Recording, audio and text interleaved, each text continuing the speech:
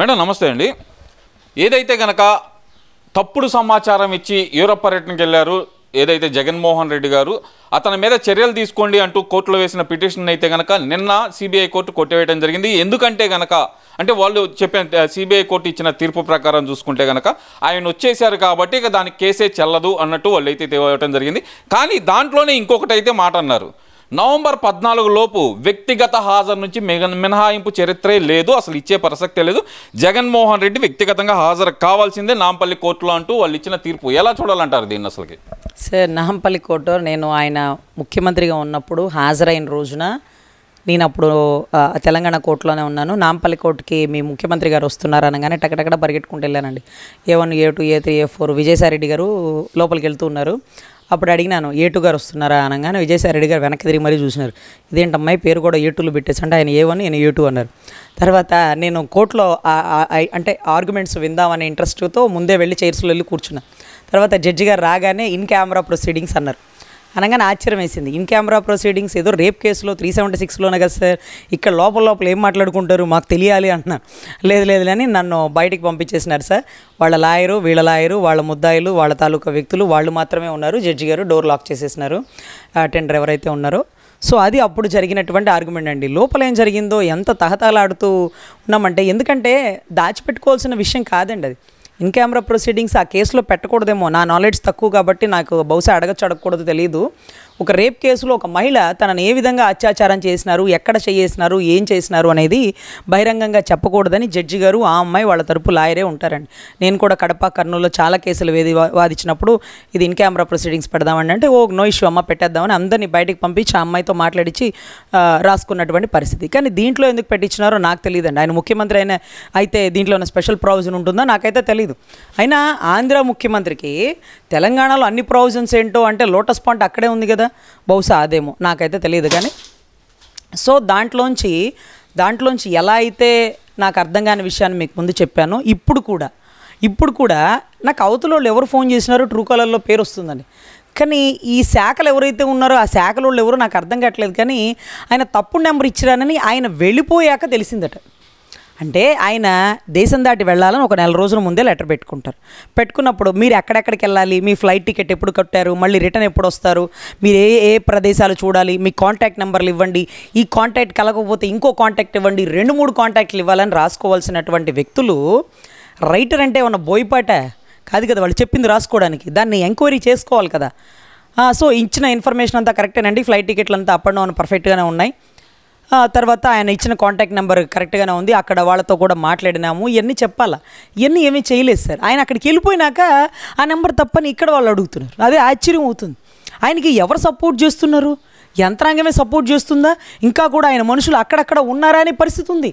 So అక్కడికి వెళ్ళిపోయాక number తప్పించారని అన్నారు. సరే అట్టెట్ట ఇస్తావయ్యా, కోర్టును తప్పుదోరు పట్టిస్తున్నావా అంటూ మళ్ళీ ఒక కేసు నమోదు చేయాలి కదా. రాగానే కేల్కతం దుకాణ్ బంద్, ఇస్తే ఇచ్చాడులేండి రాంగ్ నెంబర్, మళ్ళీ వచ్చేసాడుగా అంటున్నారు. ఇదేంటిది ఆశ్చర్యం అంటే, నువ్వు కోర్టును తప్పుదారి పట్టిస్తూ నువ్వు ఎక్కడికి వెళ్ళావు, ఏం చేసావు, ఏ బ్యాంకర్లను గెలిచినావు. లాస్ట్ టైం దావోస్ పర్యటన మీరు చూశారు. దాని తర్వాత A1 A2 అంటే ఆయన విజయసాయిరెడ్డి ఇద్దరు కలిసి ప్రత్యేక దీవికి ప్రత్యేక బ్యాంకర్లను గెలిచారని అప్పట్లో రఘురామ కృష్ణరాజు గారు చెప్పేవారు. చూడండి అట్లా ఎక్కడికి వెళ్ళారో ఇన్ఫర్మేషన్ తెలియకపోతే ఎలా అండి? ఏదో ఇచ్చినారు వచ్చేసినారు కదండి అయిపోయింది కదా అనేస్తున్నారు. ఏదో మీతో నాతో చెప్పారా, కోర్టు వారితో చెప్పారు, సిబిఐ వారిని కూడా తప్పుదోవ పట్టించేస్తున్నారు. సో ఇటువంటి పరిస్థితుల్లో ఇలాంటి వాళ్ళు ఏమైనా చేయగలరు, వీళ్ళు ముఖ్యమంత్రిగా ఉన్నా చేయగలరు, ముఖ్యమంత్రిగా లేకపోయినా చేయగలరని భావించిన సిబిఐ 14వ తారీఖు మినహాయింపు లేదు, కంపల్సరీ వ్యక్తిగత హాజరై నేను కాదు నా బదులు మా లాయరు, నేను కాదు నా బదులు నా అసిస్టెంట్, ఈ పిచ్చ కబుర్లు మా దగ్గర కుదలవు, పొద్దుగూకులు మమ్మల్ని వెర్రి పుష్పాలు చేయకండి గౌరవ మాజీ ముఖ్యమంత్రి వర్యులు. అప్పుడంటే పనిలో బిజీగా ఉన్నారు, ప్రజాశ్రేయస్సు కోసం ఉన్నానని చెప్పారు. ఇప్పుడు ఖాళీగా ఆ విదేశాలకి పోయిస్తున్నారు కాబట్టి ఒక మాలు మా తెలంగాణ నాంపల్లి కోర్టుకి రండి. అది చాలా అంతస్తులండి.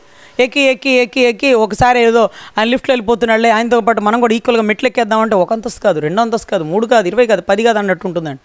సో అటువంటి పరిస్థితుల్లో మళ్ళీ మొట్టమొదటిగా హాజరవుతున్నాడు. కానీ గతసారి ముఖ్యమంత్రిగా ఉన్నప్పుడు హాజరైన ఖర్చు మొత్తం మన ఖజానాలో గండిపెట్టినాడు. ఆయన ఫ్లైట్ ఛార్జీలు, లేకపోతే ఆయన హోటల్ ఛార్జీలు, లేకపోతే ఆయన వచ్చే వాళ్ళకు ఇవన్నీ కూడా అప్పుడు కూడా ధర్మాన్ ప్రసాద్ గారు, శ్రీలక్ష్మి గారు వీళ్ళందరూ కూడా కోర్టుకు హాజరైనారండి. అప్పుడు ఇన్ కెమెరా ప్రొసీడింగ్స్ ఇచ్చాను. ఈ విషయాన్ని ఎందుకు చెప్తున్నానంటే, ఇప్పుడు ఇన్ కెమెరా ప్రొసీడింగ్స్ ఇవ్వకండి సార్. అంటే ఇది 376 రేప్ కేసులో కదా ఇవ్వాలి, ఈ కేసులో కూడా ఇవ్వచ్చో లేదో నా నాలెడ్జ్కి తెలియదు, కానీ అక్కడ ఏం జరుగుతుందో మాకు కూడా చూపించండి. ఎందుకంటే మాకు ఫీజులు ఇచ్చిన క్లయింట్లు మేము సరిగా వాదిస్తున్నామా లేదా అని వాళ్ళు ఆన్లైన్లో చెక్ చేసుకుంటారు. మేము ఓట్లేసిన ప్రజలం, మా నాయకుడు కేసులో ఇరుక్కున్నాడు. ఏది మేము గెలిపించుకున్న నాయకుడు, అప్పట్లో మా నాయకుడి మీద ఏం ఎలిగేషన్స్ వచ్చినాయో మేము తెలుసుకోవద్దా అండి? కేవలం ఫీజులు ఇచ్చిన క్లయింట్లే మా లాయర్ పనిచేస్తున్నాడా లేదో అనుకున్నప్పుడు కొన్ని వేల కోట్ల అక్రమాస్తుల స్కామ్లో ఉన్నటువంటి మా మాజీ ముఖ్యమంత్రి వర్యులు పులివెందల నాయకుడు ఏ కేసులో ఇరుక్కున్నాడు, ఏ సమాధానం చెప్తున్నాడు, ఏమి చెప్పలేక చేతులు కట్టుకొని చేతులు నలుపుతున్నాడో మాకు తెలియాలా. ఇన్ కెమెరా ప్రొసీడింగ్స్ కాకుండా కెమెరా పెడితే ప్రతి ఒక్కరం లైవ్లో చూస్తాం ఆయన మొహం ఎట్లా ఉంటుంది. ఎందుకంటే అసెంబ్లీలో ఆయన వెకిల్లో నవ్వుతుంటారు, స్టేజ్ల మీద ప్రతిపక్ష నాయకులను చిత్తకారిత కుక్కలని మాట్లాడుతుంటారు.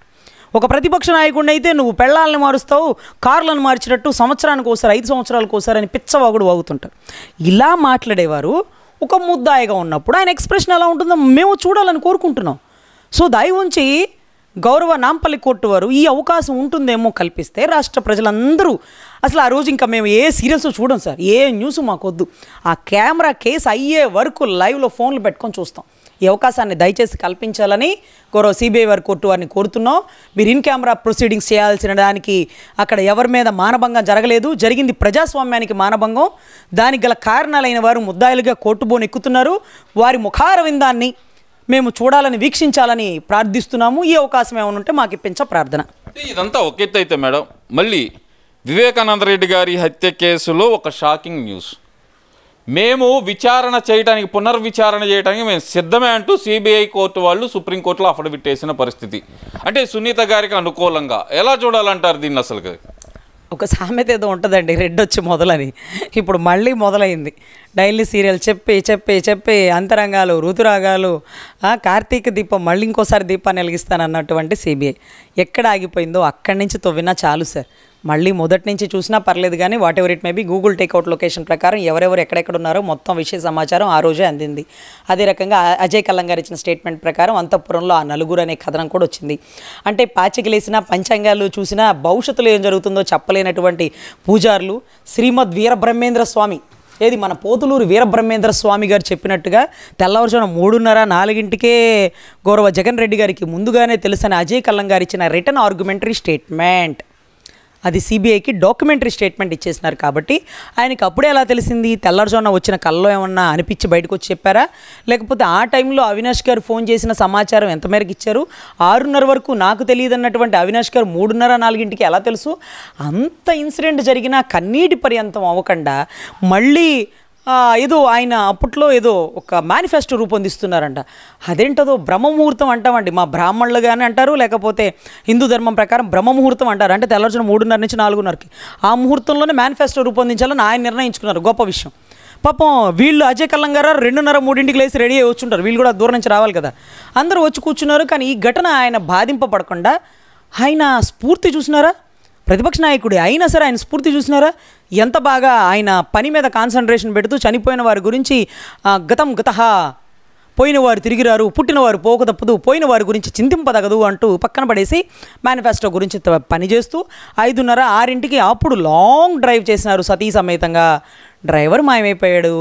లేకపోతే పోస్ట్ మార్టం, ఏది డెడ్ బాడీకి పోస్ట్ మార్టం చేస్తే బాగానే ఉంటుంది, కానీ డెడ్ బాడీకి కుట్లేసినారు చూడండి. పాపం డాక్టర్ గారు, గౌరవ భారతి గారి తండ్రి గారు, ఆయన కనపడలేదు. తర్వాత అన్నీ తెలిసిన రంగయ్య లేరు. అంటే వాళ్ళ నాన్నగారు చనిపోయారు, రంగయ్య గారు చనిపోయారు, డ్రైవర్ గారు చనిపోయారు. కేసులో కీలక వ్యక్తులు వీళ్ళందరూ చనిపోయినారే, కొంతమంది అనుమానాస్పద మృతితో చనిపోయినారే.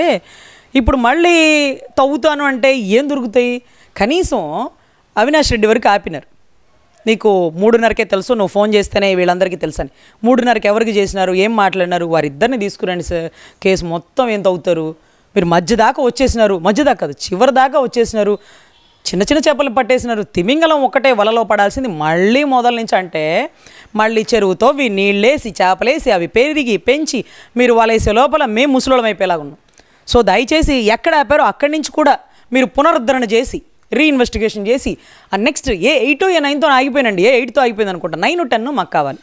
సో 9, 10 విచారిస్తే కొంత కేసు కొలికొచ్చే అవకాశం ఉంది. మీరు కేసులో భారతి గారి తండ్రి గారి కీలక పాత్ర. ఆ రోజు హాస్పిటల్కి వచ్చినారు, ఆయన సంతకం మీదే చాలా విషయాలు జరిగినాయి. ఆయనకి ఏ టైంకి తెలిసింది? చనిపోయిన శవానికి కుట్లేస్తున్న పరిస్థితి ఒకటైతే సిఐ నుంచి డిఎస్పీ క్యాడర్కి వెళ్ళారా, పాపం డిఎస్పీ క్యాడర్ కింద అక్కడే ఉన్నారా సిఐ శంకరయ్య గారి పాత్ర కీలకం. ఆయన అదే రకంగా పాపం వారి పిఏ గారు కృష్ణారెడ్డి గారు, గౌరవ కృష్ణారెడ్డి గారు, శంకరయ్య మాత్రం కీలక పాత్ర అండి. మిగతా వాళ్ళు బకెట్లు పెట్టి నీళ్లు పెట్టి కడిగేసినారు చూడండి బాత్రూమ్ అంతా శుభ్రంగా. సీన్ ఆఫ్ అఫెన్స్లో ఏ వస్తువు కదపకూడదన్న కనీస కామన్ సెన్స్ను కూడా పాటించినటువంటి సిఐ శంకరయ్య గారు, అన్నీ చదువుకుని విద్యార్హత కలిగిన పిఏ కృష్ణారెడ్డి గారు ఇమీడియట్గా 100కి కాల్ చేయాలి, 108కి కాల్ చేయాలో లేకపోతే 100కి చెయ్యాలో ఇన్ని నెంబర్లు వదిలేసి అవినాష్ గారికే కాల్ చేయడం కీలక అదృష్టం. సో ఇవన్నీ కూడా వెలికి తీయాలండి. పిఏ కృష్ణారెడ్డి గారు అప్పట్లో అడిగినారు, ఎవరన్నా మన యజమాని చనిపోతే సార్ మా యజమాని చంపినవాడు ఎంతటి వాడైనా పట్టించండి అనాలా. ఆయన ఏమడిగినారంటే, సార్ నా పాస్పోర్ట్ ఇస్తారా, నేను విదేశాలకు వెళ్ళిపోవాలి సార్ అన్నాడు. ఇంకొకటి ఆయన ఇంప్లీడ్ పిటిషన్ అడుగుతున్నాడు, దారుణం. ఇంప్లీడ్ పిటిషన్ కూతురు బాధ్యతగా సిబిఐ వారు సరిగ్గా చూస్తున్నారు లేదో నేను పర్యవేక్షించుకుంటా, నాకు అవకాశం ఇవ్వండి అంటే కూతురికి ఇచ్చినారు. ఇంప్లీడ్ పిటిషన్ ఈయన అడిగినాడు, ఏమని, నేను కృష్ణారెడ్డినండి, నేను పిఏనండి, నేను ఆపద్ధర్మ ప్రియలాగా ఆయన పక్కనే ఉంటానండి, ఈ కేసులో వారి కూతురు మీద వారి అల్లుడి మీద ఎస్పీ రామ్ సింగ్ గారి మీద, ఏది సిబిఐ రామ్ సింగ్ గారి మీద నాకు అనుమానం ఉందండి అంటూ కడప కోర్టులో పిటిషన్ వేసిన పరిస్థితి. అది గౌరవ అంటే కోర్టు వరకు కొట్టేస్తారని ఆయనకు తెలుసు, ఏదో సాగదీయాలి కదా కేసుని, తెగండి అంటే తెగే కొద్ది లాగితే ఎక్కువ లాగితే తెగిపోద్దండి. ఈ కేసు కూడా అదే వచ్చిందండి. 100% సునీతమ్మ గారికి న్యాయం జరగాలి. అదే రకంగా ఈ సుదీర్ఘ పోరాటంలో పులివెందుల ప్రజలు కనువిప్పుగా విషయ సమాచారంగా ఈ వివరాలను తెలుసుకోవాలని మనస్ఫూర్తిగా కోరుకుంటున్నాం. ఒకవేళ తప్పు వారిదైతే వారు, లేకపోతే నారాసుర రక్త చరిత్ర అనుకోండి, వాళ్ళని కూడా పిలవమనండి, ఎంక్వైరీ చేయమనండి, తప్పే ఉంది. ఈయన రాసినాడు ఒక కథనం, సిబిఐ వారు కనీసం ఒక పిటిషన్ అన్న పంపించలేదు, ఒక నోటీస్ అన్న పంపించలేదే, ఒక మాల్ రమ్మనండి ఇక్కడ రాసినారు కదా, ఈయన పాత్ర ఏమైనా ఉందా, ఆయన పాత్ర ఉందా, గిన్నె ఉందా, తపేళ ఉందా అని వారికి తెలియదా అండి. సో అందరిని ఎంక్వైరీ చేయండి, దొంగల్ని పట్టుకోవడంలో ఎటువంటి సందేహం లేదు. మా రాష్ట్రం సిబిఐ వారికి సహకరించిద్ది. ఏదైతే విజయశాంతి విశ్వశాంతి హాస్పిటల్ గేటు బయట సిబిఐ వారిని కూడా లోపలికి రానివ్వని పరిస్థితి గత ప్రభుత్వంలో జరిగితే, ఇప్పుడు సిబిఐ వారు స్వేచ్ఛగా వ్యవహరించవచ్చు, ఎవరినైనా మీరు ఎంక్వైరీ చేసుకోవచ్చు, పూర్తి స్వేచ్ఛను మీకు కల్పిస్తుంది ఈ రాష్ట్ర ప్రభుత్వం, రాష్ట్ర పోలీసులు. ఎందుకంటే అప్పుడు పోలీసులు మా వల్ల కాదు, లా అండ్ ఆర్డర్ కంట్రోల్ చేయలేమని చేతులు ఎత్తేస్తున్నారు. ఇది కర్నూలులో. అదేంటో డబ్బు లేనోడు కూడా తల్లిని అమెరికాకి తీసుకెళ్ళాలి, హైదరాబాద్ తీసుకెళ్ళాలి, బాగు చేయించుకోవాలంటారు. మరి అంత కోటీశ్వరుడైన అవినాష్ గారు కడప నుంచి కర్నూలు వరకే తీసుకొచ్చారు వారి తల్లిని. బెటర్ హాస్పిటల్ కర్నూలు నుంచి హైదరాబాద్ ఎంతసేపు అండి, అసలు వీళ్ళ ఇల్లు కూడా హైదరాబాద్లో ఉంటాయి కదా, హైదరాబాద్ హాస్పిటల్ ఎందుకు చేర్పించలా? అక్కడ డాక్టర్లను కూడా కొనేసి సర్టిఫికెట్లు ఫేక్ ఇచ్చినారా? ఎందుకంటే తల్లి అనారోగ్యం వల్ల బెయిల్లో ఉన్నారు. ఆవిడ ఐసీయూలోంచి అంటే ఏసీ రూమ్లోంచి ఏసీ రూమ్లకు కూడా వెళ్ళిపోయారు, రాష్ట్రాలు దాటి వెళ్ళిపోయారు. అయినా కానీ ఆయన బెయిల్ క్యాన్సిల్ అవ్వాలి. ఇవన్నీ కూడా దయచేసి పునర్విచారణ ఇక్కడి నుంచి బిగిన్ చేస్తే తొందరగా క్లోజ్ అయిద్దామని సిబిఐ వారికి నా అభ్యర్థన.